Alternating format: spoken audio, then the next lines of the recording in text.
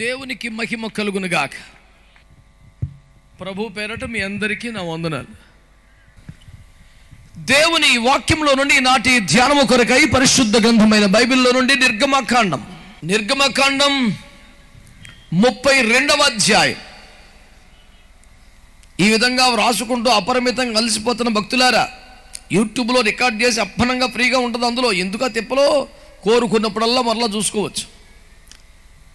చదువుతా తల్లి. 32వ అధ్యాయం 29వ వచనం నిర్గమకాండం. ఏలయనగా మోషే వారిని చూచి, నేడు యెహోవా మిమ్మును ఆశీర్వదించినట్లు మీలో ప్రతివాడు తన కుమారుని మీద పడియే గాని తన సహోదరుని మీద పడియే గాని యెహోవాకు మిమ్మును మీరే ప్రతిష్ఠిత చేసుకునడనెను. మరునాడు మోషే దేవుడి వాక్యము ద్వారా మనతో మాట్లాడునుగాక. అందరూ చేతులెత్తి స్వరమెత్తి ఒక మంచి శక్తివంతమైన స్తోత్రం చెప్తారా? హల్లెలూయా. ప్రభువునందు మిక్కిలి ప్రియమైన దేవుని ప్రజలారా, నా వైపు చూస్తే ఈ మాటలు వినండి. This is how somebody can be blessed.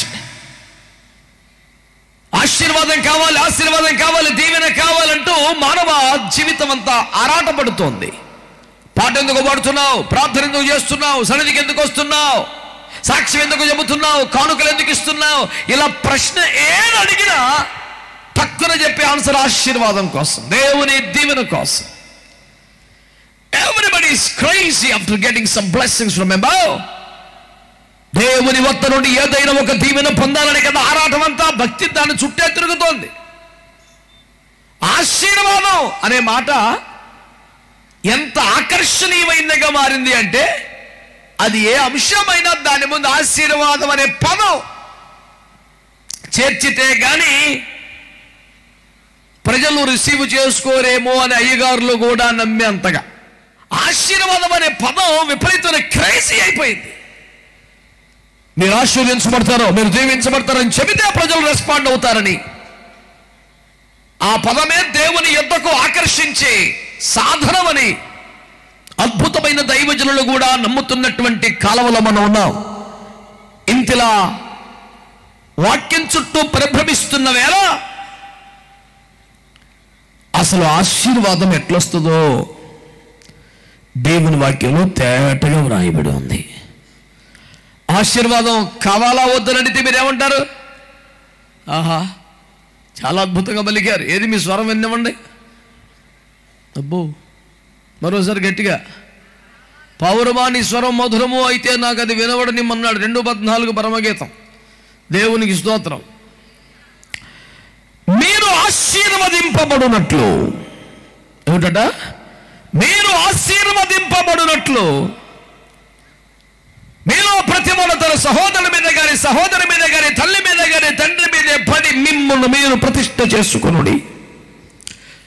దానికి కాస్త సంక్షిప్త రూపంలో చెప్పాలంటే, నేడు నిన్ను యెహోవా ఆశీర్వదించున్నట్లు మిమ్మును మీరు ప్రతిష్ఠించుకొనుడి అన్నారా గట్టిగా? ఆమేనని.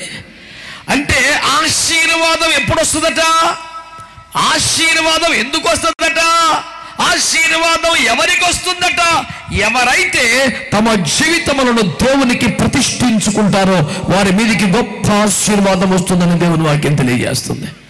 ఇంతేనా? ఇంతమంది కలిస్తే ఎంత బాగుండాలి. Hallelujah. So dedicate yourself, consecrate yourself in order to receive God's blessings from above.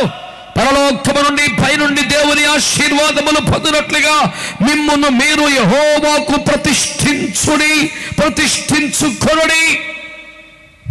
నా మాట బాగా వినాలి. దేవుని ఆశీర్వాదాలు రావాలంటే మనల్ని మనం ఏం చేసుకోవాలంట? ఎవరికి? దేవునికి ప్రతిష్ఠించుకోవాలి. అంటే ఒక ప్రతిష్టలోకి వస్తే ఏమొస్తుంది? దేవుని ఆశీర్వాదం వస్తుంది. చాలా మంది ఏమనుకుంటున్నారు? దేవునికి ఇస్తే దేవుని ఆశీర్వాదం వస్తుంది. అది నిజమే, కానీ చాలా కొంచెమే. నువ్వు ఏ కొలతతో కొలిచావో ఆ కొలతే కదా. పిడికెడి విత్తనాలు విత్తిన తర్వాత టన్నుల కొద్దీ పంట రాదు కదా. ఆ పిడికెట్టుకు ఒక 10 రెట్లు వస్తుందేమో మహా అయితే.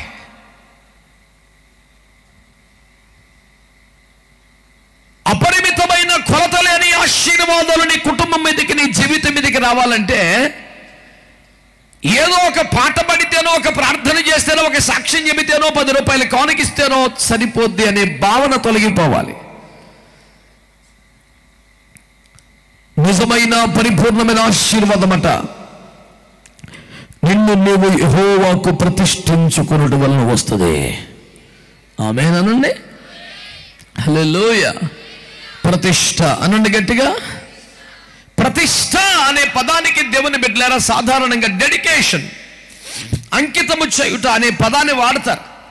కానీ ఆ మాట అంతా కూడా ఉపకరణముల విషయంలో, వస్తువుల విషయంలో వాడిన భక్తులను దేవుని మహిమ కలిగిన సేవ కొరకు ప్రతిష్ఠించేటప్పుడు మాత్రం కాన్సిక్రేట్ అన్న పదాన్ని వాడతారు.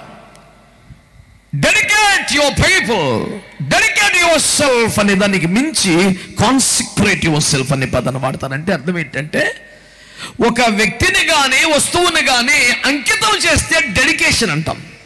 కానీ కాన్సిక్రేషన్ అంటే ఏంటంటే పవిత్రపరిచి, పరిశుద్ధపరిచి అంకితం చేయటం. కాన్సిక్రేషన్ లో సాంక్టిఫికేషన్ ఉంటుంది, డెడికేషన్ ఉంటుంది. In a simple way, sanctification plus dedication is equal to consecration. ఆశీర్వాదం రావాలంటే ఏం చేయాలట?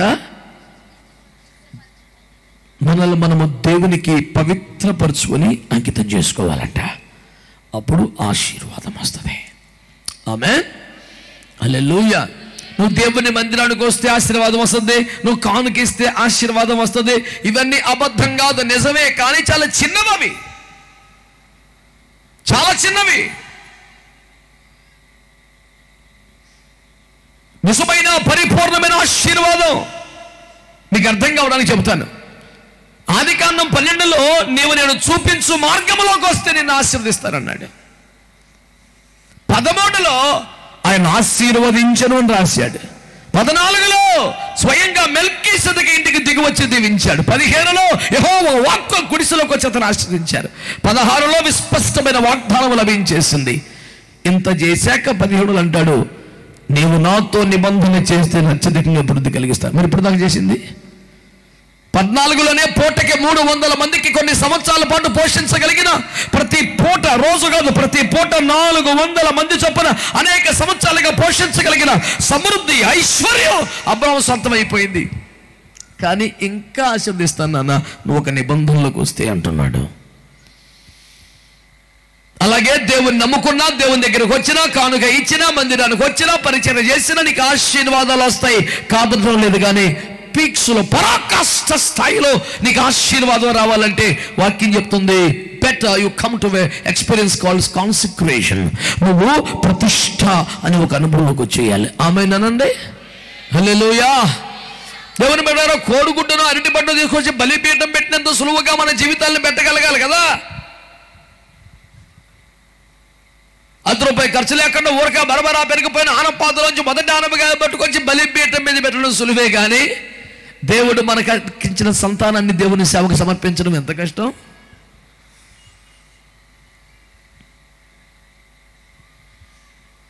చిత్రం ఏమిటంటే, ఈ కోడిగుడ్డి దెబ్బకి, ఈ ఆనపకాయ దెబ్బకి మన బిడ్డలకి ఆశీర్వాదం వచ్చేయాలన్నంత ఆశ ఉంటుంది మనకి.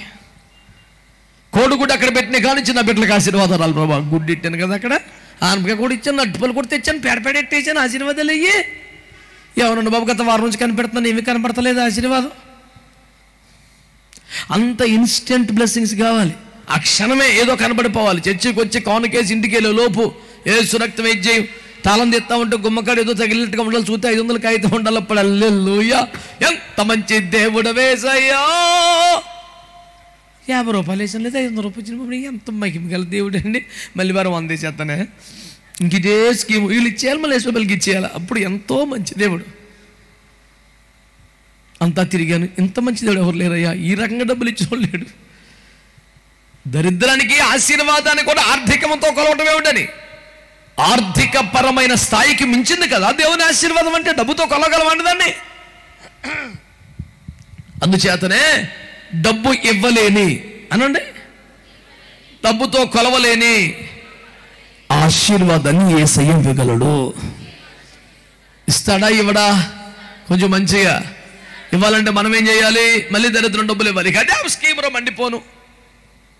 ఆడెవడో ఎక్కడ కూర్చొని మీ పిల్లలకి మంచి చదువులు రావాలా, ఉద్యోగాలు రావాలా, పెళ్ళిళ్ళు అవ్వాలా, సంతానం కలగాలా, నాకు 2000 రూపాయల బొబ్బు నేను ప్రార్థన చేస్తాను అంటాడు. రెఫరెన్స్ ఎంతనంటే ఆడే రెఫరెన్స్. ఎక్కడుంటుంది రెఫరెన్స్? ఇంకా సొంత బైబిల్ 2000 పంపితే ఆశీర్వాదాలు వస్తాను. ఎక్కడుంది బైబిల్లో? అప్పులా, తిప్పలా, నొప్పులా, నాకు పంపండి 2000 నేను చేస్తాను ప్రార్థన అంట. ఈడు సోమరిపోతాడు. ఆడెవడికో 1000 రూపాయలు ఇస్తే ఆడే ఎడుతాడంట. మనకెందుకని 1000 రూపాయలు పంపించే దర్జా కూర్చున్నాడు ఇంట్లోనే. పేన సుఖం ఉంది కదా. నేనే ఉపాసుడే, నేనే మోకరించి, నేనే కన్నీరుగాచి, నేనే అడవాలంటే ఇన్ని బదులు ఆడెవడో పడతాడంట. ఆడికి 1000 రూపాయలు ఇచ్చేస్తే ఆడే చేసుకుంటాడు. మనకెందుకు? కొంచెం బాగా చేయి, 2000 ఇస్తాడు. అవసరమే తీడు. వీడికి ఇదే కావాలి, ఆడికి అది కావాలి. స్కీమ్ బాగా సెట్ అయింది. గంతకు తగ్గ బొంత. ఈ దరిద్రం అంతా మారిపోవాలని గట్టిగా ఆమె చెప్పండి. చెప్పారా? మరప్పుడు పంపుతుంటారు 1000 రూపాయలు ఎవడబడతాడికి. ఆశీర్వాదం ఎట్లా వస్తుంది? బైబిల్లో క్లియర్గా ఉందా లేదా? ఎంత తేటగా, నేను యెహోవా మిమ్మల్ని ఆశీర్వదించినట్లుగా మిమ్మల్ని మీరు ప్రతిష్ఠ చేసుకోండి. దేవునికి స్తోత్రం కలుగునుగాక. చెప్పండి గట్టిగా హల్లెలూయా. దేవుని వాక్యములో ఒక మంచి మాట మీకు జ్ఞాపకం చేస్తాను పిల్లరా. యెహెజ్కేలు గ్రంథము 22వ అధ్యాయం. యెహెజ్కేలు గ్రంథం 22వ అధ్యాయం 26వ వచనం. దాని యాజకులు నా ధర్మశాస్త్రమును నిరాకరించుదురు, నాకు ప్రతిష్ఠితములగు వస్తువులను అపవిత్రపరచుదురు.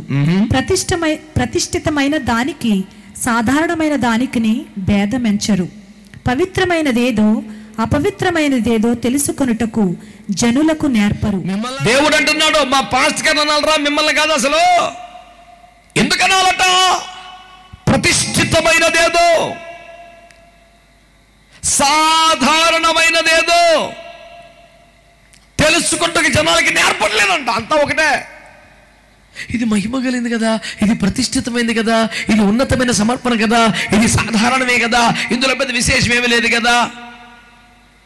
పవిత్రమేదో అపవిత్రమేదో, ప్రతిష్ఠితమైంది ఏదో సాధారణమైంది ఏదో, అసలు ఆ వ్యత్యాసం తెలుసుకునేలాగా జనాలకి నేర్పడం లేదంట. అంటే ఒక్క మొక్కలో చెప్పాలంటే ప్రతిష్ఠిత గురించి ప్రసంగం లేవు. జనం చెప్పరు. ఈ రాత్రి కష్టాలు తీరాలంటే, నీ దుఃఖం నాట్యం అవ్వాలంటే అదిరిపోయే స్కీములు ఇది చెప్తాడు. యేసు రక్తం ఇది చేయం. ఆ రోజు ప్రభు దగ్గర రావాలి, 7వ ఈడి ఖాతాలో పడిపోవాలి. ఎవడోయ్ నా బోధ ఒకటే. బోధ దగ్గరే తేడా వచ్చేసింది. కేవలం స్వస్థతలు, దీవెనలు, ఆశీర్వాదాలు, అద్భుతాలు, మేలులు, కర్ర గడ్డి కొయ్యగలతో కొంప కట్టుకునే బాపతీడు. గబగబా గడ్డేయచ్చు కదా, సులువు. వెండితో బంగారముతో వెలగల రాళ్లతో కట్టాలంటే కాస్త ఖర్చు ఎక్కువ, కష్టం ఎక్కువ, సమయం ఎక్కువ కదా. కర్రతో గడ్డితో కట్టేయాలంటే 1,00,000 రూపాయలు తెమిలిపోవచ్చు. మొత్తం అంతా వెండి బంగారం వెలగల రాళ్లతో కొంప కట్టాలంటే 100 కోట్లు కావాలి. కష్టం కదా. మరి ఈ పునాది మీద ఉన్నవాడు, ఈ కష్టపడేవాడు వేగంగా విస్తరించినట్లు కనబడడు. అలా కాకపోతే ఫటాఫట్ కాసేపట్లు కట్టేయచ్చు. చాలామంది అనుకుంటున్నారు బండ మీద అయితే కడతాం కానీ ఇసుకలో కట్టలేం కదండి అని. కాదు, ఇసుకలో కూడా బాగా కట్టచ్చు, కాకపోతే నిలబడదాం. యేసుప్రభువు ఏమన్నారు? మత్తయి సువార్త 7వ అధ్యాయం కొండ మీద ప్రసంగం చివరి భాగంలో, ఈ నా మాటలు విని వాటి చొప్పున చెయ్యి ప్రతివాడు బండ మీద ఇల్లు కట్టుకున్న బుద్ధిమంతుని పోలి ఉంటాడు. వాన కురుసన వరద వచ్చును, గాలి విసిరి ఆ ఇంటి మీద కొట్టదని పునాది బండ మీద వేయబడినందున అది సుభిక్షంగా, సలక్షణంగా, సహర్షంగా, బ్రహ్మాండంగా ఉండిపోయిందని. మరి అవతలుడు ఇసుకలో కట్టాడు, కొట్టుకుపోయింది మొత్తం. అర్థం ఏంటి? ఇసుకలో కట్టినోడు కూడా కట్టగలడు. కట్టబడినట్లు చక్కగా నిలబడుతుంది, కనబడుతుంది. కానీ గట్టిగా వర్షం వస్తే, గాలి వస్తే, వానొస్తే మొత్తం వెళ్ళిపోతాయి. పరిచయలు నిలబడతాయి, బుర్రమలు వేసిపోతాయి, కనబడిపోతాయి. పేక మేడలు వేస్తూ రక్తం ఇచ్చేయి. ఒక శోధన వచ్చిందా, శ్రమ వచ్చిందా, దేవునికి స్తోత్రం, ప్రసాదం అన్నావా, అయిపోయింది. ముద్ర అన్నావా, అయిపోయింది. అంకేసామా, స్తోత్రం అంటాడేంటి? అర్థం కాదు. అయిపోయి వాక్యంలో ఉన్నది. అది పరలోక రాజ్యానికి వెళ్ళడానికి అడ్డదారులు, దొడ్డిదారులు లేవు, ఉండవు.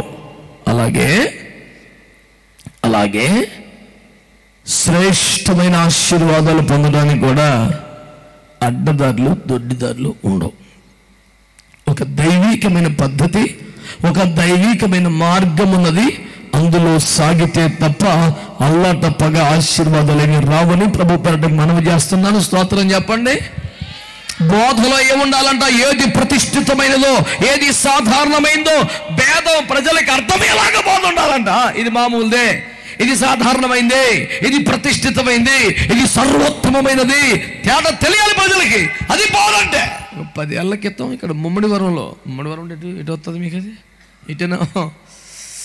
దిక్కుదిల్లికి చీకటి ఎటు ఒకటి చెప్పేస్తాడు సార్. నేను 10 ఏళ్ల క్రితం ముమ్మడివరంలో ఒక పెళ్లి చేసామండి. యేసు రక్తం నా సిలువకి ఆ రోజు వివాహ కార్యక్రమం అధ్యక్షుడు నేను. నాకు దాదాపుగా అలాంటి పోస్టులు ఎవరు ఎట్టరు, కానీ ఆ రోజు ఎందుకు దొరికిపోయాను. సరే, నీ సిలువను నీవు మోసి అని పాట గుర్తు చేసుకొని పెట్టుకున్నాను. ఇక మిగతా పేర్లు అడగబాకుండా దేవునికి స్తోత్రం. ప్రపంచ దేశాలలోనే అత్యధిక బిజీగా వాడబడుతున్న దైవజనుడిగా 100 కోట్ల అధిపతిగా ఉన్న ఒక వ్యక్తి వచ్చారు ప్రసంగానికి. రిబ్కా కడవ పట్టుకొని అన్న వాక్యం తీసుకున్నాడు. దేవుని కృపలో యోహాను సువార్త దాకా బైబిల్లో ఉన్న ఒక్క కడవ వదిలిపెట్టలేదు మహానుభావుడు. మొత్తం కడవలనే చెప్పేశాడు. ఆ సుబ్బాని పెళ్లి చేసుకుని దేవుని కొరకు సాక్షులుగా బతుకుదామంటే ఎక్కడ చేసుకుని ఎత్తున్నాడు? కొండలే కదా. ఎక్కడో యాపేదో ఉంటుంది, కొండను కొడతాడు, కొండలను ఓపెన్ అయిపోతాయి, మొత్తం రాసుకొచ్చేస్తాడు మన బేనం తెత్తకి. మరి ఏట్రా ఈ గొడవ? అలాగే ఆశీర్వాదాలను కొడతాడు, మొత్తం అన్నీ లాగేసుకొచ్చేస్తాడు జాగ్రత్తగా. ప్రియులారా, ఇవాళ మీకు ఒక 12 ఆశీర్వాదాలు చెప్తాను, రాసుకొని ఈడు పులకించిపోతాడు. ఎందుకంటే కూటమి అదే కదా, కంతా బొంత కట్టి సెట్ అవుతాయి. అలా గడిచింది. ప్రతిష్ఠితమైన దానికి, సాధారణమైన దానికి భేదం ఎంచరు. పవిత్రమేదో పవిత్రమ కానిది ఏదో తెలుసుకున్నట్టుకు జనులకు నేర్పరు. మరి ఏమి నేర్పుతారు? నీకు ఏమిస్తే ఆశీర్వాదం వస్తుంది? దేవునికి స్తోత్రం. హల్లెలూయా, హల్లెలూయా. వీడికి సుఖమే ఎందుకు వస్తున్నారు అనుకున్నా జనం? మరి ఇబ్బంది ఏమి లేదు కదా, ఎంతో కొంత ఏ చేస్తే కూడా వదిలిపోతుంది. హలో, దేవుని మందిరానికి వస్తే ఆశీర్వాదాలు వస్తాయి, దేవునికి ఇస్తే ఆశీర్వాదాలు వస్తాయి. ఇవి అబద్ధం కాదు, నిజమే. కాకపోతే అది చాలా చిన్నది, తక్కువ. అసలు సిసలు ఆశీర్వాదం నువ్వు దేవునికి ప్రతిష్ఠించుకుంటే వస్తుంది. ఒక ఉన్నతమైన సమర్పణలోకి వస్తే నీకు ఆశీర్వాదం వస్తుంది. మీలో యెహోవాకు ఎవడైతే ప్రతిష్ఠించుకుంటాడో వాడి మీదకి ఆశీర్వాదం వచ్చేస్తాయి. ప్రతిష్ఠ ఏదో ప్రతిష్ఠ కానిదేదో నేర్పాలన్న జనానికి, అంతేనా? లేవియా కాండం 10వ అధ్యాయం 9-10 వాక్యాలు చదవండి. లేవియా కాండము 10వ అధ్యాయం 9-10 వచనాలు. మరియు యెహోవా అహరోనుతో ఇట్లనెను, మీరు ప్రత్యక్షపు గుడారములోనికి వచ్చినప్పుడు మీరు చావకుండునట్లు నీవును నీ కుమారులను ద్రాక్షారసమునే గాని మద్యమునే గాని త్రాగకూడదు. మీరు ప్రతిష్ఠించబడిన దాని నుండి లౌకికమైన దానిని, అపవిత్రమైన దాని నుండి పవిత్రమైన దానిని వేరు చేయుటకును. ఒకసారి లేవీలు ఏం చేయాలటమ్మా? ప్రతిష్ఠితమైన దానిలో నుండి లౌకికమైన దానిని వేరు చేయాలి. ఇది పాస్టర్ గారి డ్యూటీ. ఆమె ఒకసారి చెప్పండి భక్తులందరూ గట్టిగా చెప్పాలి, గట్టిగా. ప్రతిష్ఠితమైన దానిలో నుండి లౌకికమైనది అంటే లోక సంబంధమైన దానిని వేరు చేయటమే యాజకుల డ్యూటీ అంట. వీడు పలికేత్తమేంటాడు, ఆమె ఏం చెప్తామేంటి? మాయా, మోసం. ఎగిరి గంతులే చప్పట్లు కొట్టేసే పాయింట్లు కాదు కదా. పేనం తరుక్కుపోతుంది, ఒక్కొక్కడికి యేసు రక్తం చేయం. అర్థమవుతుందా బోధ? లేవీల డ్యూటీ అంటే నువ్వు ఏది పట్టుకొచ్చినా తునమ్మ చేతులు పెట్టగానే ప్రభు మీ పిల్లల పాపల కుటుంబాలు ఆశీర్వదించను గాక, మీకు తోడేట నడిపించను గాక, స్థైర్యంలో భోగభాగ్యాలు సిద్ధింపజేయను గాక అంటే ఆమేన్ ఆమేన్ ఐ రిసీవ్ అని వెళ్ళిపోతావా? అది కాదంట. ఏం చేయాలంట? ఇది ప్రతిష్ఠించబడ్డ సేవ, ఇది ప్రతిష్ఠించబడ్డ పరిచర్య, ఇవి ప్రతిష్ఠించబడ్డ జీవితాలు, ఇవి యెహోవాకు ప్రతిష్ఠితమైనవి. ఇందులో లోక సంబంధమైన రావడానికి వీలేదని చెప్పి ప్రార్థనకు వచ్చేవాడులో, ఆరాధనకు వచ్చేవాడులో, సభలకు వచ్చేవాడులో, పరిచయకు వచ్చేవాడులో లౌకికమైన మాట కానీ, చూపు కానీ, క్రియ కానీ, కార్యము కానీ కనబడితే దాన్ని తీసి అవతల పడేసి ఇది ప్రతిష్ఠ అంటే చెప్పగలగటమే దేవుని సేవ. చేతులు స్తోత్రం చెప్పండి గట్టిగా. హల్లెలూయా. రాజీ పడిపోతే, దండం పెట్టేస్తే, గంతకంత అక్కడ సెట్ అయిపోతే ఎంతలో మందిని కడతాను? 31 సంవత్సరం ఎందుకు పడుతుంది? ఎందుకు మొన్న చూడు ఎంతకంటే పెద్ద కట్టేశాడు కదా. అడ్రస్లు అడగ పక్కన నన్ను అయ్యగారికి 30 ఏళ్ళు ఎందుకు పెట్టిందండి అంత గుడి కడతాకే? పెద్దింటి పెళ్ళికి పేదింటోని పిలవరు కదా, మనకేం తెలుసు అవన్నీ. అక్కడ చూస్తే అర్థం, బాబాయ్ ఎంత అయిందా? ఒక వారం అద్దె 5 లక్షలు అంట చర్చికి. మా సురేష్ గారు ఉన్నారు దుబాయ్లో, ₹10 కానీ బేడకి ఇచ్చేస్తున్నాడు చర్చి దుబాయ్లో. క్రైస్తవ సంఘములో జరుగుతున్న ప్రత్యక్ష కార్యములు చూసిన బాధే బాధ అవుతుంది. ఆ బాధే మీకు బాధ అవుతుంది. యేసు రక్తమే జై. మీ అందరికి వందనాలు. మంచి మంచి వాళ్ళందరూ స్తోత్రం చెప్పండి. హల్లెలూయా చెప్పాలి చక్కగా. ఏమండి కాసేపట్లో తయారైపోతుంది వ్యవహారం. నిన్నగాక మొన్న సంఘం పెట్టాడు. మొదటి వార్షికోత్సవ వేడుకను పెడితే 2500 మంది ఉన్నారు సార్. రెండో వార్షికోత్సవం వచ్చేప్పటికి 3 ఎకరాలు కొనేశారు సార్. ఆయా చర్చిల నుంచి ప్రజలు లాగేస్తాక 3 బస్సులు పెట్టారు సార్. అందరికి వందనాలు. ఏందిరా మీరు చేసే పని? సువార్త చెప్పావా? ఇంటింటికి ఎప్పుడైనా తిరిగావా? కరపత్రికలు పంచావా? అసలు మారితే నీ బతుకు సాక్ష్యం చెప్పావు మీ ఊర్లో? ఏం మాట్లాడుతున్నావు? వాక్యం ఏముంది? గో అండ్ ప్రీచ్, అంతేనా? గో అండ్ ప్రీచ్ అంటే వెళ్ళండి, ప్రకటించండి. ఇప్పుడు ఫార్ములా ఏంటి? Bring and preach. ఆటోకి 500 ఎత్తాను, ఎంతమంది తీసుకొస్తావు? తీసుకొచ్చాయి. నేను తిరగలేను, నాకు కుదరదు. అలాగా కొంపలాంటి తిరుగుతాకి సైకిల్ వేసుకొని ఊళ్ళంటి తిరుగుతామేంటి? నీకు ఎంత ఇచ్చేస్తాను? ఆటోకి ఎంత కావాలి నీకు? 500 చాలదా? 200 వేసుకో. ఎన్ని ఆటోలు చేస్తావు? ముందు చెప్పు, వంట చేయాలి కదా.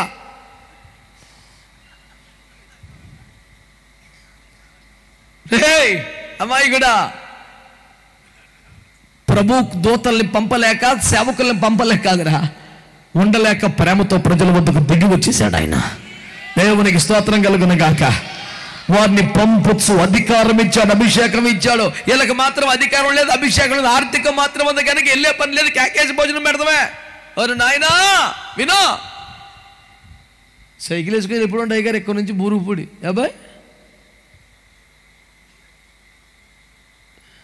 మామూలు ఇక్కడే ఉన్నాడు. దేవుని స్తోత్రం. పోపారమయ్య గారు దేవుని స్తోత్రం చెప్పండి. ఇక్కడ నుంచి అంటాడు బాబా సైకిల్ వేసుకొని. తిండికి గతి లేకనా 10 రూపాయలు పోగేసుకుంటాక. సరైన ప్రతిష్ట కలిగిన దైవ జనుల దగ్గర దైవించబడాలి, అభిషేకం పొందాలని, నేర్చుకోవాలని ప్రయాసపడి తిరిగి కష్టపడి ఈ గంగవరంలో కానీ మండలంలో కానీ అయ్యగారు ఊరు వీధి ఉందంటావా? ఇవన్నీ మానేసా గుడి అంగపోతున్నాడు. ఒకడు పెద్ద గుడి కట్టేశాడు. అయ్యి బాబోయ్, మరో రాత్రి కట్టేశారు. నిన్నేమి లేదండి, తెల్లారి పట్టుకొచ్చేసిందండి. మారు మనసు లేని మాటలు మాట్లాడమాకండి. మంచి వాళ్ళందరూ స్తోత్రం చెప్పండి. పాయింట్ ఒకటే, నువ్వు వస్తే దీవెన వస్తుంది, ఇస్తే వస్తుంది. అది అబద్ధం కాదు, కానీ అది సండే స్కూలు. తీసేయక సబ్జెక్టు. నిన్ను నీవు దేవునికి ప్రతిష్ఠించుకుంటే ఆశీర్వాదాలు వస్తాయి. ఇంకెంతకాలం వింటావు, ఇంకెంతకాలం చూస్తావు, ఇంకెంతకాలం తింటావు, ఇంకెంతకాలం వెళ్ళిపోతావు.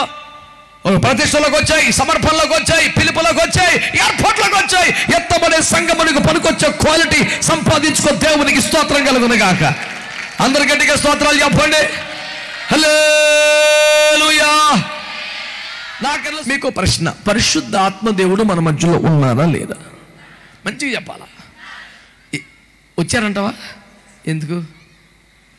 ప్రార్థనలు ఎంతమంది ఉన్నారు? భోజనాలు కానీ ఎంతమంది చూస్తాక మా ఇసంతా పాటపాడేవాడు పాడుతా, తినేవాడు తినేస్తున్నాడు కదా. పేర ఎలా ఒప్పుందిరా? తినేస్తా. అయ్యగారు ప్రేమతో పెడతాడరా. నువ్వు ఎలా తినేస్తున్నావు రా? అభిషేకంతో ఆరాధన జరుగుతుంటే, కన్నీటితో ప్రార్థన జరుగుతుంటే ఏం చేస్తున్నాడు? కొత్త కూడా ప్లాస్టింగ్ చేసినట్టు తాపితో కొడతామే. మీరు ఎలా అంటే నాకు కోపం వచ్చేది, నేను తిన్నాం. సూపర్, నువ్వు కరెక్ట్. ఎంత మానేస్తే అంత ఆశీర్వాదం. తెగ తినేసి ఎవడు బాగుపడలేదు భూమి మీద. పొట్టి సేవగలు తిండి మానేస్తే అని రాష్ట్రం వచ్చింది. మానేయి, స్తోత్రం చెప్పరు ఒక్కరు కూడా. హల్లెలూయా చెప్పండి, హల్లెలూయా. ప్రార్థనా జీవితము లేనివాడు కూడా ప్రార్థన చేసే సందర్భం ఏంటని అడిగాడు నన్ను. ఇంకేంటి భోజనం దగ్గర ఎంత తిండిపోతాడు, నిద్రపోతాడు, పొగరపోతాడు కదా. ప్రార్థన భోజనం పెట్టుకుని దేవాహారమైన స్తోత్రములు జీవితాంతం ఇలాగే దయచేయండి. ఏసునామములో వచ్చిన ఎంత నమ్మకంగా ప్రార్థన చేస్తున్నాడు అంటే తిండికా.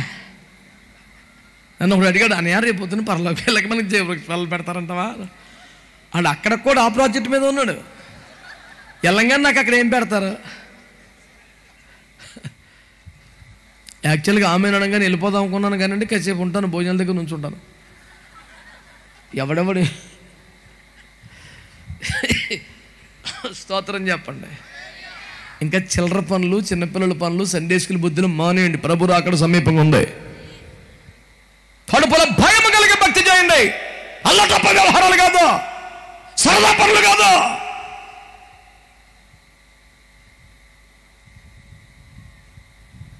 ప్రతిష్ఠితమైన దానిలోంచి లౌకికమైంది సేవ ప్రతిష్ఠితమైందా కాదా? మాట్లాడరే. అందులో లోక సంబంధం ఏమైనా వస్తే దాన్ని వేరు చేసి తప్పునానా ఇది మంది కాదు, ఇది వాక్యం కాదు, ఇది ఉపదేశం కాదు, ఇది ఆత్మ కాదు, అభిషేకం కాదు అని వేరు చేసి చూపించాలా. అది సేవ అంటే. దేవుడు మన మధ్యలో ఉన్నాడా? గట్టిగా. పరిశుద్ధాత్ముడు మన మధ్యలో ఉన్నాడా? ఏం చేయడానికి? ఏం చేయడానికి ఉన్నాడండి ఆయన మన దగ్గర ఉన్నది? ఏం పని మీద ఉన్నాడు ఆయన? ఎందుకున్నాడు ఆయన? సింపుల్గా స్టోరీ చెప్తాను, జాగ్రత్తగా వినండి. అబ్రాం గారికి ఒక కొడుకండి, ఆయన పేరు ఇస్సాకు. ఆయన వివాహం చేయాలని సంకల్పించారు. తన పెద్ద దాసుడైనటువంటి ఎలియాజర్ గారిని పిలిచారు, ప్రమాణం చేయించారు. ఫలానా దేశానికి వెళ్ళమన్నారు. ఫలానా వాళ్ళు మాత్రం అసలు వద్దన్నాడు. ఆ చిన్నది నిన్ను వెంబడించడానికి ఇష్టపడితే సరి, లేకపోతే ప్రమాణమును విడుదల పొందుతామని పంపించారు. ఇప్పుడు అబ్రాం గారు ఎవరికి సాదృశ్యం? తండ్రి అయిన దేవునికి. ఇస్సాకు గారు ఎవరికి సాదృశ్యం? ప్రభువైన యేసుక్రీస్తుకి. ఎలియాజర్ ఎవరికి సాదృశ్యం? పరిశుద్ధాత్మ దేవునికి. ఇప్పుడు ఎలియాజర్ గారు బయలుదేరి తండ్రి ఇంట నుండి చూపించిన దేశానికి వెళ్ళిన కారణం ఏమిటి అంటే, తన యజమానుడి కుమారుడు ఇస్సాకుకు తగిన వధువును ఎంపిక చేసి తీసుకురావడానికి వెళ్ళారు. ఆయన ముక్కు పొడకు పెట్టారా, గాజు పెట్టారా, కడియం పెట్టారా, సందేశకులు, అది కాదురా పాయింట్. అసలు వచ్చిన పనేంటి? తన యజమానుడి కుమారుడు ఇస్సాకుకు తగిన వధువును సిద్ధపరచడమే. అవునా కాదా? కొంచెం గట్టిగా. ఇప్పుడు మరి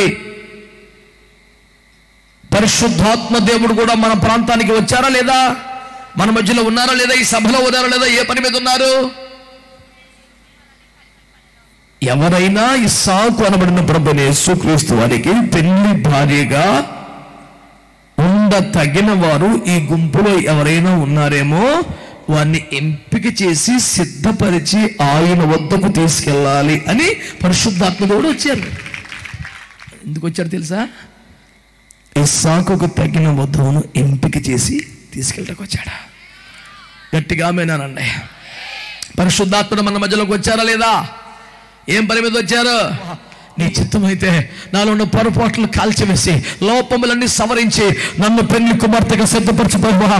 నన్ను యేసు వద్దకు తీసుకెళ్ళిపోయి అయ్యా ఇస్సాకు గుడారానికి నిలిపించు ప్రభువా. కొట్టగట్టిగా చప్పట్లు దేవునికి స్తోత్రం. పరిశుద్ధాత్మను నమ్మితే, ఆయన మన మధ్యలో ఉన్నాడని నమ్మితే, సంచరిస్తున్నాడని తెలిస్తే ఆయనతో అగ్ని చేత కాల్చగలను, పరిశుద్ధపరచగలను, ప్రతిష్ఠించగలను, ప్రత్యేకించగలను, తన ఒంటెల మీద తీసుకెళ్ళిపోగలను నమ్మితే అడిగాడు. కన్య నేరేడు కొమ్మ తీసుకొచ్చి దానికి చర్మం తీసేసి నిక్కదా తీయాల, పసుపంతా పూసేసి అక్కడక్కడ సిలుగుర్తులు వేసేసి ఇంటి ముందు పాతుంది. ఏంటంటే పెళ్లి రాట పాతటలో ప్రత్యేకమైనటువంటి వ్యక్తి అట ఆవిడ. అమ్మ బాబోయ్, పాతాల నుంచి ఎప్పుడు బయటపడ్డావు? ఎప్పుడు మా సంఘంలో జ్వరపడ్డావు? ఓ దుర్మార్గం యజబేలు ఆత్మ, ఇలా తిరిగెత్తన పెట్టి నువ్వు. మనం పౌలు గారు ఏమన్నారు? వెలుపటి వారికి తీర్పు తీర్చుడు నాకేలా, లోపలి వారికి కదా తీర్చాలి. క్రైస్తవేతర గురించి మాట్లాడే అవసరం కానీ అధికారం కానీ మాకు లేదు, అలవాటు కూడా లేదు. లోపల వదిలిపెట్టడం, బయటకొని ముట్టుకోం. దేవునికి స్తోత్రం చెప్పండి. సిస్టమ్ అది. లోపల వదిలిపెట్టం, బయట వాళ్ళు ముట్టుకోం, అంతే. ఇంకా ఓ పెద్ద బైబిల్ అడుగుకొచ్చి కూర్చోగలని పరవశమేం కాదు ఇక్కడ. కరెక్ట్గా ఉండు. ఆశీర్వాదాలు ఎప్పుడు వస్తాయి? అదే అదే అదే అది అనండి. పోన్లే, నేను ఏమనలేదులే, ఉండు. దేవునికి స్తోత్రం కలుగును గాక. అందరు చెప్పారా? హల్లెలూయా. దేవుని వాక్యాన్ని అర్థం చేసుకుంటున్నారా? అంగీకరిస్తున్నారా? పరిశుద్ధాత్ముడు మన మధ్యలో ఉంటే ఆయన నుండి ఏం కోరుకోవాలి? అయ్యా నీ చిత్తమైతే ఏ యోగ్యత అర్హతలే నేను అప్పగించుకుంటున్నాను, నన్ను కాల్చి పరిశుద్ధపరిచి ప్రతిష్టలోకి నడిపి నన్ను ఇస్సాకు వద్దకు చేర్చయ్యా. నాకు ఇంకేం ఆశలు లేవు నాయనా, నాకు ఇంకేం అక్కర్లేదు ప్రభువా అని ఒక మంచి ప్రార్థన ఇప్పుడు చేయగలవా? ఎంత సంతోషపడి తెలుసా ప్రభు. నాకు పనికొచ్చే క్వాలిటీలో ఉందరా బాబు అని ఆనందపడిపోతాడు. ఇప్పుడు అబ్రహం గారు ఐశ్వర్యవంతుడండి, కొడుకేమో పరిశుద్ధుడండి, ఏకైక కుర్రాడు సుగుణాలు సంపన్నుడు అని పేరు పెట్టాల్సిన క్వాలిటీ ఆ రోజుల్లో ధర్మశాస్త్రం లేకపోయినా, రూల్స్ ఏమి లేకపోయినా ఏకపత్నివతుడిగా వెళ్ళినవాడు, పెళ్లికి ముందు ఒక్క చిన్న పొరపాటు సాక్ష్యం లేనివాడు, యేసుతో పోల్చదగిన క్యారెక్టర్ ఉన్నవాడు ఇస్సాకు. అంత మంచోడికి భార్యను చూడడం అంటే ఎంత కష్టమైన జాబ్ అండి అది.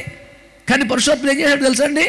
కనీసం ఆ ఊర్లోకి వెళ్ళకుండా, 7 తరాలు వెనక్కి ఎక్కకుండా, పాటవాడు, నాట్యవాడు ఇలాంటి పనికి వెళ్ళి స్కీములు ఎట్టకుండా, ఆస్తి ఎంత ఉంది, అమ్మాయి పేరు మీద ఏముంది, అమ్మాయికి ఏమిస్తున్నారు, మా బాబుకి ఏం అక్కర్లేదు, మీ అమ్మాయికి మీకు అక్కర్లేకపోతే వాళ్ళ అమ్మాయికి వాళ్ళు ఇచ్చుకుంటే నీకు ఎందుకురా, పనికి మళ్ళీ బ్రోకరేజ్ బయలుదేరు బైబిల్ పెట్టుకొని సైతానా. బైబిల్ స్కీమ్ ఏంటి? అందులో దశంభాగం.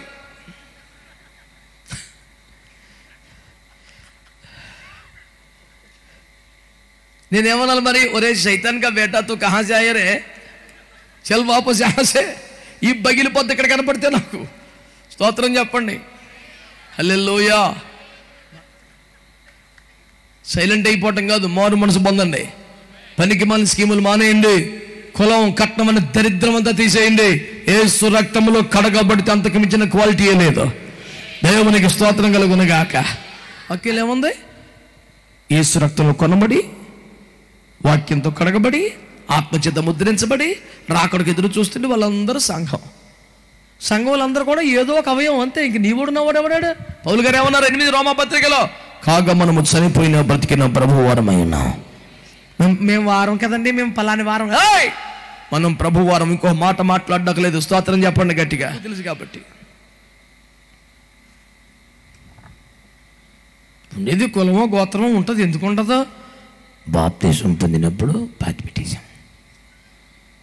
ఈ యూజ్లెస్ ఫెయిల్ ఏమన్నాడు? నువ్వు ఆ రోజున పాతి పెట్టింది 1992 ఫిబ్రవరి 14 పాతి పెట్టావు, అది తీమల్లి జాగ్రత్తగా అన్నాడు. లేదురా పాతి పెట్టేశాను రా బాబు అన్నాను నేను. అబ్బా మళ్ళా కదురు మీరు దాచుకోకూడదండి. దాచుకోలేదురా, పాతి పెట్టాను. ఆడికి ఎంత చెప్పినా అర్థమవుతుంది, కానీ వెంటనే పాతి పెట్టలేదు కాబట్టి. నేనే ఒకడికి బాప్తిసం ఇస్తుంటే తీరం ముంచాక కుడిచేపైకితేడు. ఆడు సంతోషంలో స్తోత్రం చెప్తున్నాడు అనుకుని చేయి పట్టుకొని గట్టిగా ముంచేసే పైకి చెప్తే చాలా స్ట్రాంగ్ ఉందని చెయ్యి. నేను అంతలేపాడు చెయ్యి, చెరకు చుట్టూ పైకి లేపేశానని. ఏంట్రా చెయ్యి అంటే, ఉద్యమంతో స్తోత్రం చెప్పేస్తాను పెట్టరా అంటే, అది కాదన్నా. మరేంటి? ఈ చేత్తో ఇంకొక చిన్న పని ఉందన్న, నెక్స్ట్ వారం వచ్చి ముంచేస్తాను చేయను. ఒళ్ళెల్లా ఇప్పుడు ముంచాడు, ఈ కుడి చేయి వారం తర్వాత ముంచుతాడు. కారణం ఏంటంటే ఆడు ఎవరి మీద చిన్న కోపం అని జల్లు గోవ మీద కొట్టేసి వచ్చి మళ్ళీ అదరు ఇన్స్టాల్మెంట్లో ఈ చేయి ముంచుతాడంటాడు. కుదురుతుందా చెప్పండి? కుదురుతుందా? గుడ్డోడు రోడ్డు పక్కన బట్టేసి నాయంటే దీపం అనుకున్నాడు. దుప్పటేసుకొని కర్రెట్టుకొని వేసుకోమన్నాడు. యేసు నిలిచి వాడిని పిలిచి అన్నాడు, గుడ్డాడు నేను ప్రభు రమ్మన్నాడు. పాటికి దిగ్గులో లేచి బట్టను కర్రను పారవేసి, చూపు రాకపోతే వర్కౌట్ అవ్వకపోతే మళ్ళీ అడుక్కోవాలి. భిక్షా నేకి మాత అనాలి కదా. నన్ను పిలిచిన వాడు ప్రభువు, నేను ఆయన దగ్గరికి వెళ్తున్నాను, ఆయన నాకు సమస్తమును చేయగలడు. నమ్మకం ఉంటే పారేసిరా. పందుల పొట్టు తిని పందుల్లో ఒక పందిగా మారిపోయిన వాడిని కూడా చేర్చుకునే అంత ప్రేమ తండ్రికి ఉంటుంది. కాకపోతే పంది పిల్లలు సంకలు పెట్టుకొస్తే మాత్రం ఒప్పుకోడు. నాన్నారు నా మీద అపారమైన ప్రేమ కురిపించుచున్నారు కదూ.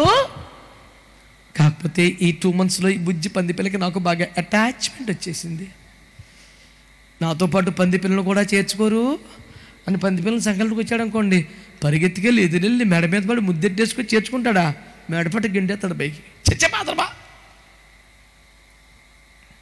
కొంతమందికి ఏంటంటే వాళ్ళతో పాటు వాళ్ళ కుక్క కూడా గుళ్ళో ఉండాలంట, వాళ్ళతో పాటు వాళ్ళ కుక్క కూడా బల్లారాధనలో పాలు పొందాలంట. కుక్కనకో వాడు మా ఇంట్లో చిన్న కొడుకు, మరి ఆ కొడుకు కోసం యేసుప్రభు ప్రాణం పెట్టాడు ఎట్రా సైతానా.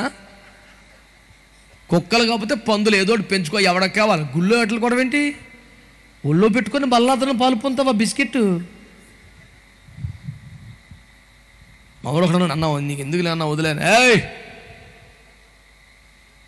చీపు పెట్టుకుని నాకు సగం తుడిచేయాలి కానీ ఇల్లు తుడిచి వదులుతాం మొత్తం తుడిచేస్తామా, మాట్లాడతలేదు. శుద్ధీకరణ చెయ్యాలా వద్దా, మాట్లాడతలేదు. మీరు నా మెసేజ్ పెడతా ఉంటాను, నీకు ఎందుకని నేను వదిలేనా, నిన్నే వదిలేస్తాను నేను, ఇలా బ్యాచ్లో కలిసిపో. శుద్ధీకరణ ఒక ప్రతిష్టలోకి వస్తే, ఒక సమర్పణలోకి వస్తే సమృద్ధిగా పరిపూర్ణంగా దేవుని ఆశీర్వాదాలు మనకు వచ్చేస్తాయి. దేవునికి స్తోత్రం చెప్పండి. సరే, ప్రతిష్ట ఎన్ని రోజులు, ఏమీ తెలియట మొఖాలు ఎడుతున్నారు, 40 రోజులే కదా మందే. ఖరీదైన వస్త్రాలు వేసుకోకూడదు ఎన్ని రోజులు, మొక్క తినకూడదు ఎన్ని రోజులు, ముగ్గు పెట్టకూడదు ఎన్ని రోజులు, పువ్వు పెట్టుకోకూడదు ఎన్ని రోజులు. మన ప్రతిష్ట ఎన్ని రోజులు సార్ చెప్పండి, చెప్పండి. 40 రోజులేనా? 41 రోజు 3 రకాల మాసాలతో చెలరేగిపోవచ్చు. Chicken biryani, mutton curry, fish fry. 40 రోజుల నుంచి నరాలు లాగేస్తున్నాయి. నేను ఇలా చెప్తుంటే ఒకడు అన్నాడండి, ఏమన్నా అయ్యారో ఏదో పేరు మీద 40 రోజులు భక్తి చేస్తాను, మీకు ఏంటి బాధ, చేయవచ్చు కదా అన్న. నేను అన్నాను, 40 రోజులు భక్తి చేసినందుకు నాకు బాధ కాదురా, 41 రోజున ఆపేసినందుకు బాధ. 40 రోజులు ఆగో ప్రాక్టీస్ అయ్యావు కదా, కంటిన్యూ చేయండి. నేను తప్పే ఉందా? ఈ 40 రోజులు అమ్మగారు ముగ్గేస్తారు, 41 రోజులు ముగ్గేస్తారండి. మరి గంగవరం సరిపోతే తీశారు కాసేపటికి మొత్తం అన్ని వ్యాఖ్యలు ఏమీ ఎట్టేస్తుంది. ఎందుకంటే 40 రోజులు పెట్టలేదని బాబు చెయ్యి బోరు కొట్టేస్తున్నాను.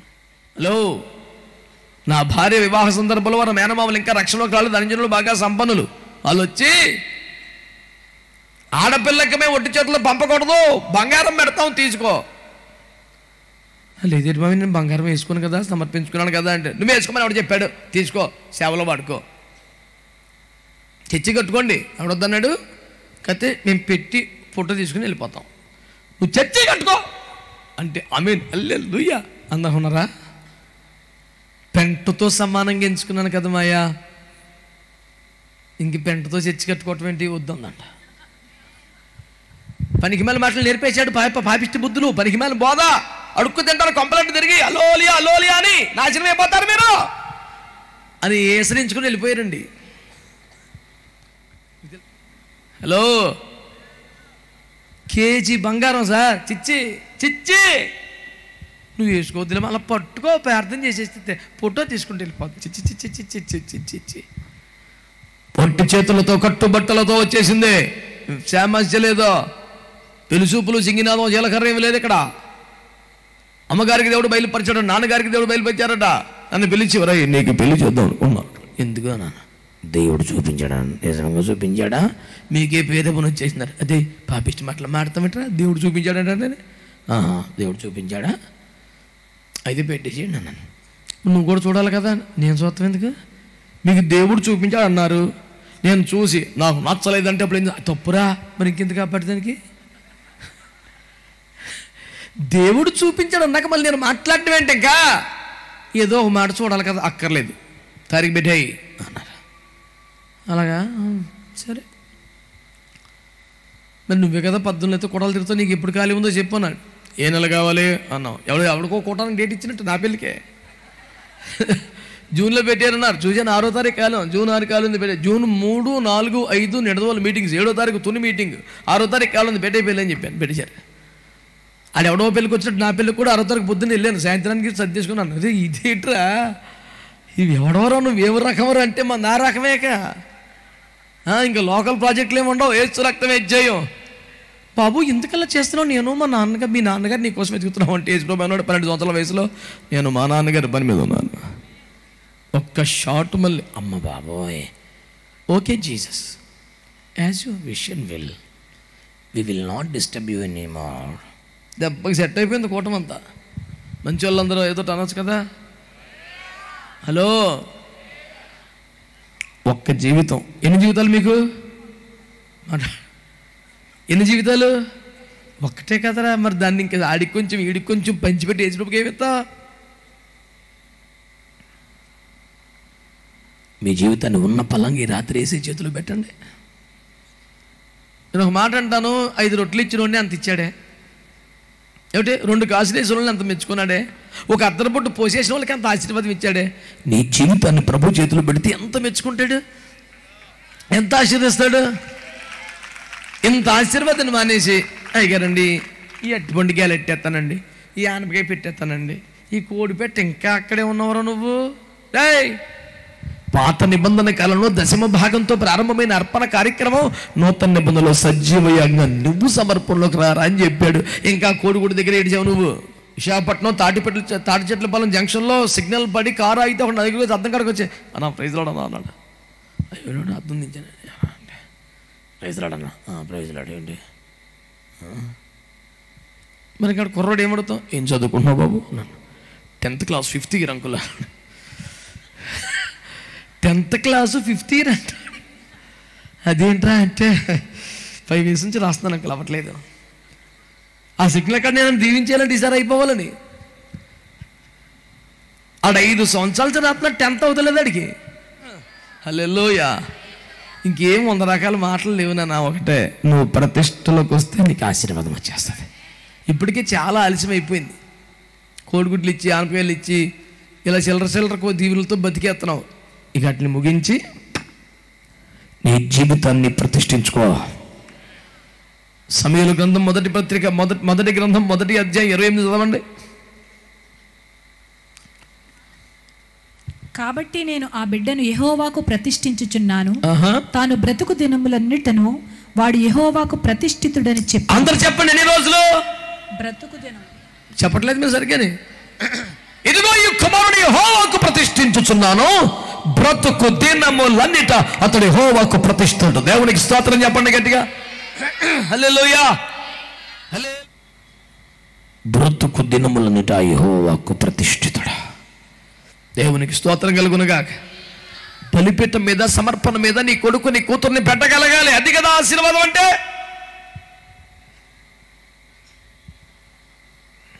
అర్పించిన బాలుడు 10,000 నీవేచ్చేదవా.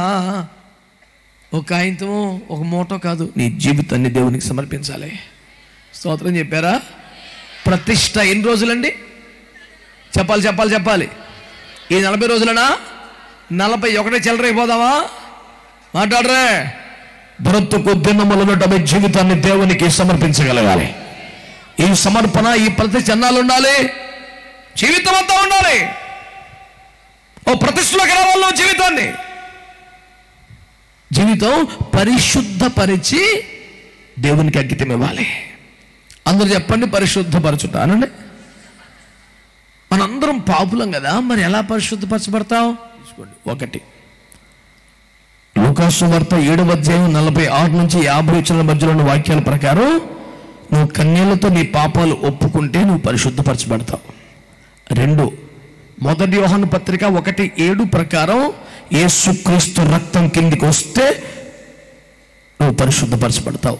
3 ఎఫెసీ పత్రిక 5:27 ప్రకారం దేవుని వాక్యమనే నీళ్లతో నీకు స్నానం జరిగితే నువ్వు పరిశుద్ధపరచబడతావు. 4 యెషయా గ్రంథం 6:6 ప్రకారం దేవుని అగ్ని చేత కాల్చబడితే నువ్వు పరిశుద్ధపరచబడతావు. హలో చెప్పండి. 1 రెఫరెన్స్లు వద్దు. 1 కన్నీళ్లతో నీ పాపాలు ఒప్పుకొని విడిచిపెడితే పరిశుద్ధపరచబడతావు. 2 యేసు రక్తం కిందకు వస్తే. 3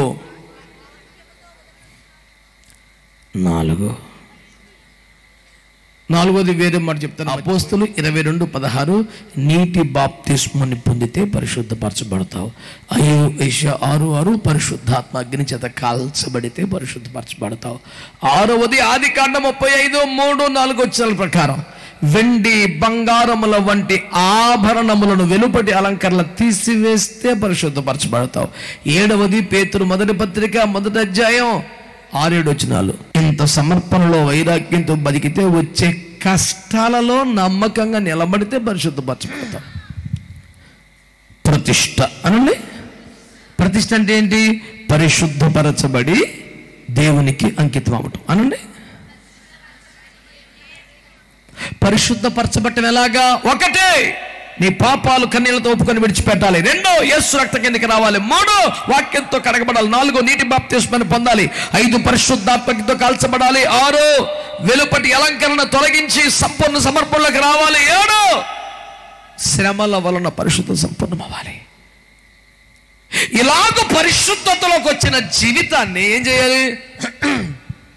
లోకం కోసం వాడకుండా, సొంతం కోసం వాడకుండా, డబ్బు సంపాదనకి సాధనంగా మార్చకుండా, ఘనతల కోసం కీర్తి కోసం ప్రయాసపడకుండా దేవుని చిత్తము కొరకు బలిపీఠం మీద అంకితం చేసేయాలి. దాన్ని ఏమంటారో తెలుసా? ఒక ప్రతిష్ట. అనండి గట్టిగా, అనండి గట్టిగా. మీ జీవితాలకి ఆశీర్వాదం రావాలంటే ఏం చేయాలంట?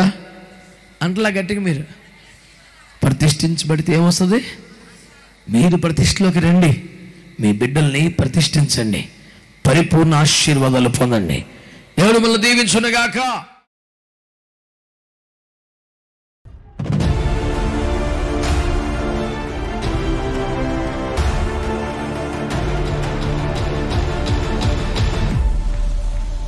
దేశ క్షేమము కొరకు, మానవాళి రక్షణ కొరకు, రోగుల స్వస్థత కొరకు ప్రత్యేక ప్రార్థనా సమయం, మంచి సమయం. రండి, మీ కుటుంబ సమేతముగా వచ్చి దైవ దీవెనలు పొందండి. ప్రేమతో ఆహ్వానించువారు పాస్టర్ సలాది జకారియా గారు. చినమంద సత్య సువార్త, దీవెన గ్రౌండ్, కె గంగవరం, తూర్పు గోదావరి జిల్లా. ఫోన్ 9494246622.